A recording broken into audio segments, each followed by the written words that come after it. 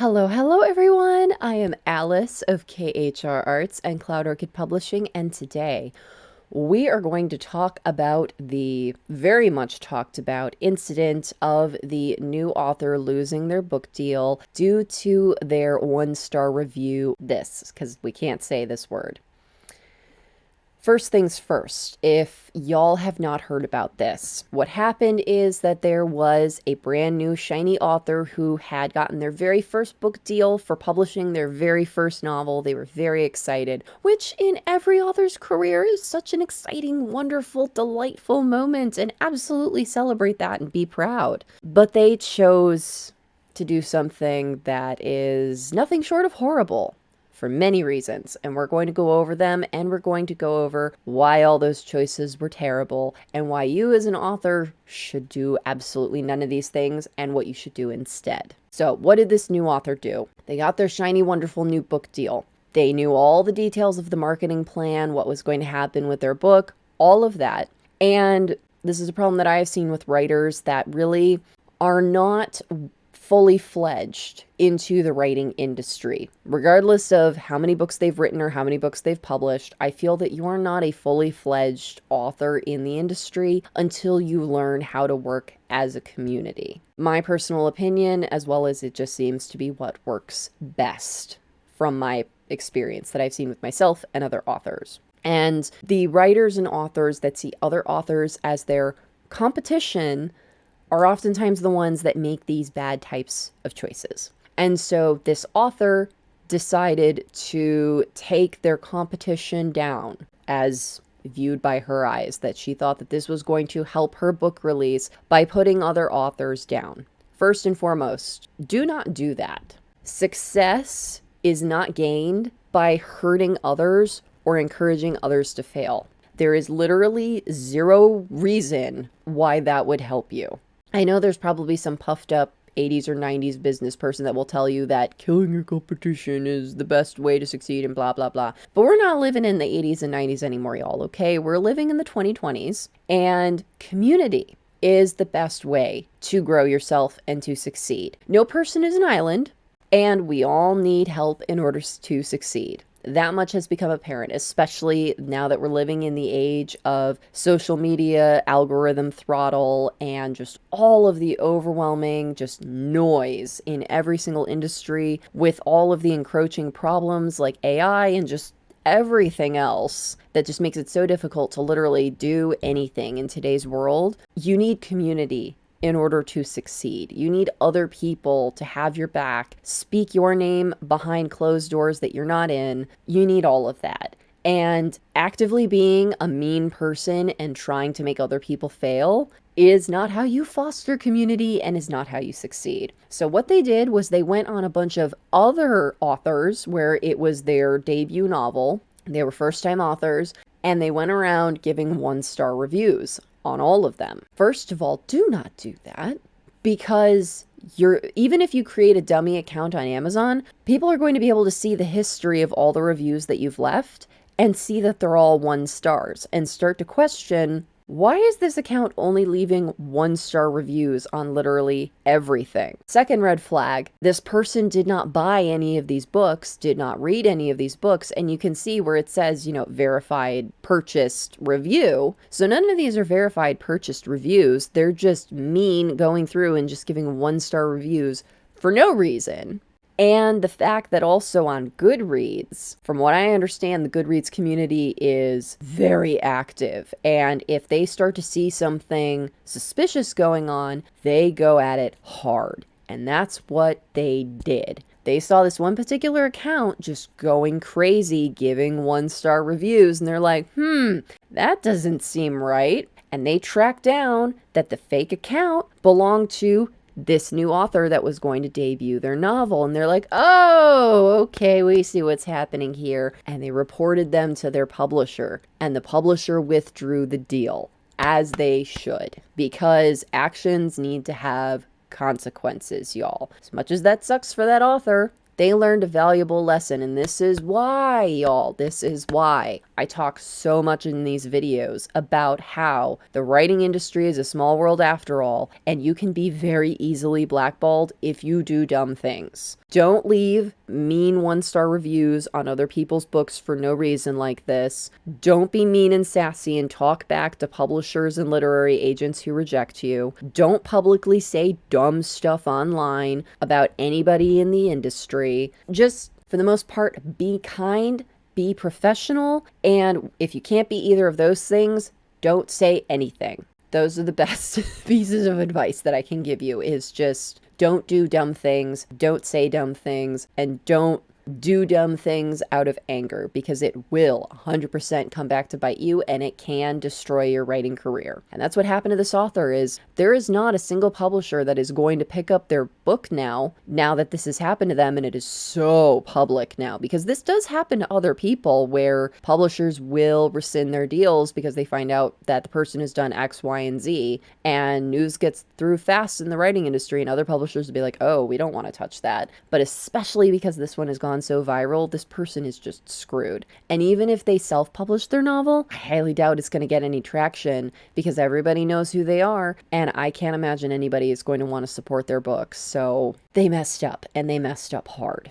The next part that makes this even more horrible, y'all, which brings up so many other connotations to the context of this. This particular new author only left these horrible one-star reviews on new authors that were people of color, that were stories about people of color. I'm going to let that sink in for a minute. And because of the algorithm and the sensitivities, I can't really talk too much about this, but I will say this.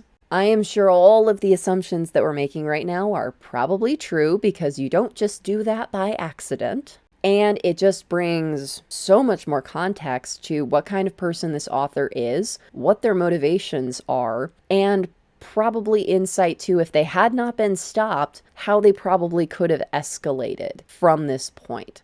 And I do know that there are some authors who are of the old guard who don't like a lot of the changes that are happening in the writing industry. And to those of y'all that are watching, I will say very respectful, too bad, so sad, deal with it. With the advent of self-publishing, we are able to read so many new stories from so many new peoples, from so many new perspectives that we never would have with the old guard and with the way that the industry used to be. And with this advent of that, now the old big publishing houses are starting to see, hey, these stories actually have traction. These stories actually have audiences. We should start participating too. And so that's why now you're seeing a lot more stories about a lot more different kinds of people, a lot more stories about a lot of different kinds of stories, and it's a good thing. It's a good thing, y'all, because as many authors like to complain about online is that, oh, all the stories have already been written, there's nothing new, There are plenty of new stories writing from different perspectives. We just have to give them a chance. And so the fact that this author did what they did from the perspective of, I am going to very specifically attack people of color, yeah, says a lot about their motivations, says a lot about how they probably would have behaved if their book had gone through and gotten published and they started to get a big ego for themselves from that publication, and who knows where they would have gone from here with that.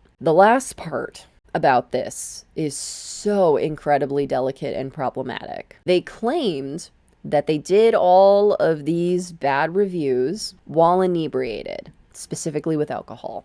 And as someone who has seen people struggle with addiction, I personally have not experienced anything like that. When I talk about my caffeine addiction, it's like toddler-esque compared to addiction. Like me being addicted to coffee, like the fact that once I was like, okay, we need to fix this because our heart is now damaged. It sucked for like a month, and then I'm fine now. And it's not something I really struggle with. Like every time I drive by a Starbucks, do I be like, ooh, I want Starbucks? Absolutely. But I can't even imagine the struggle that real addicts have with substance abuse. That is a totally big subject that we're not going to get into in this today. And it's something that I'm not very well versed in, and I don't feel that it is my story to tell. But from what I have seen with people that I know and people that I care about who have suffered from real substance abuse,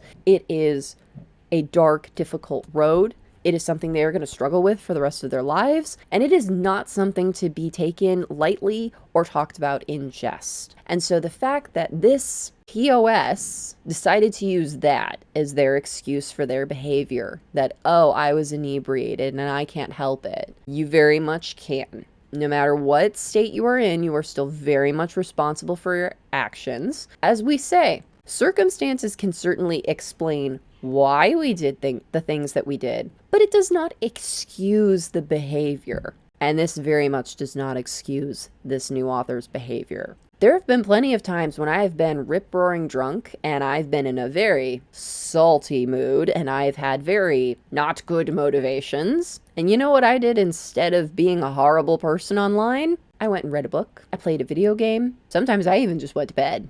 There are plenty of other choices that you can make instead of being a horrible person. So the fact that they left all these terrible one-star reviews on new authors' books, which very much hurts them, because especially if you're starting out as a new author, you probably don't have very many reviews. So it deeply impacts the algorithm promoting your book, or lack thereof. The fact that they targeted specifically people of color, and then the fact that they used substance abuse as their excuse. All of this adds up to this person is a POS. Just let's be honest, let's be frank, that's what they are. I am really glad that from what I have seen, the majority of the writing community has taken this very seriously and are treating it with the gravitas that we should, with that saying, wow, this person is a terrible person, and holding them up as an example of, don't do this, don't be like this. And we need to especially show more support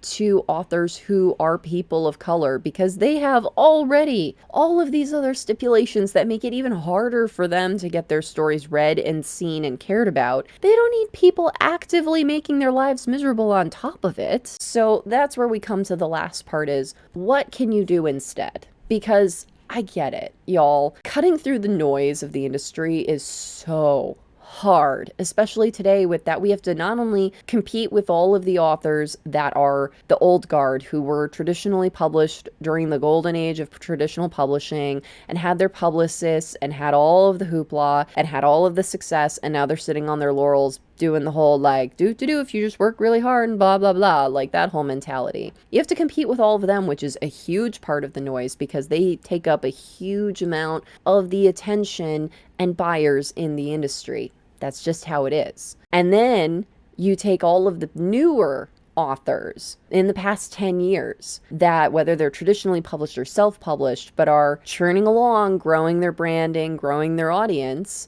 And then you have the debut authors of today that are all making their start and trying to get out there, whether it's traditionally published or self-published. And then on top of it, we have to deal with all of the noise of the grifters, the people who, for God knows why, think that publishing is easy and think that writing books and publishing books is easy money, which, newsflash, it's not. All putting out their schlock. And then on top of it, all of the AI that people are taking advantage of and putting just straight up garbage out there that's just straight up written by AI, just nonsensical nonsense, and calling that a book and publishing it. So now we have just all these different levels of noise out there that we have to compete with in order to get our story seen and read and heard. And it's hard. Let's all be real, y'all. It is hard. And every day it only gets harder, especially when we're competing against an algorithm that is actively working against us.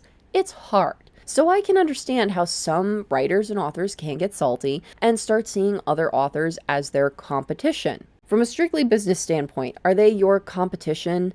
Yes. However, the difference in this is that we are not conglomerate companies that are all fighting for the same pieces of pie. We are all creative people, which means that while, yes, we're all out there trying to publish books, We're all publishing in different genres. We are all publishing with different writing styles. We are all publishing with different perspectives and stories to tell, which means that in actuality, we're not really competing against each other so much as we are competing against the business and the algorithm. That's what we're truly competing against. Because even if someone writes in the same genre as me, so let's take, for instance, Succumb to Darkness, okay?